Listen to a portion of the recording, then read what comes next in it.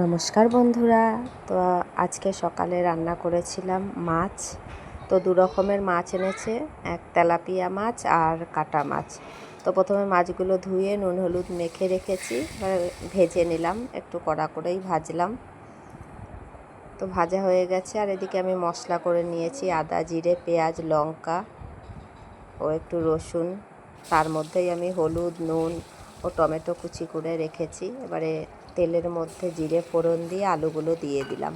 আলুগুলো কেটে ধুয়ে রেখেছিলাম, দিয়ে ভালো করে একটু ভেজে আলুগুলো তার মধ্যে মশলা বাটাটা দিয়ে দিয়েছি। আর মশলাটা ভালো করে কষিয়ে নিয়ে মাপ মতো জল দিয়ে দেব। তো যেহেতু আমি ঝোল করব, একটু বেশিই জল দিলাম। এবার একটা ঢাকা দিয়ে দেবো ওই 4-5 মিনিটের জন্য।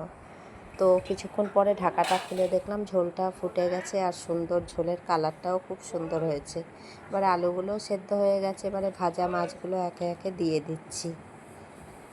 তো এই হলো আমার রান্না। এবার ঝোলটা ফুটে গেছে, তো এবার গ্যাসটা অফ করে দিচ্ছি। তো আমার রান্নার ভিডিওটি ভালো লাগলে লাইক শেয়ার কমেন্ট আর অবশ্যই সাবস্ক্রাইব করে পাশে থাকবেন। নমস্কার।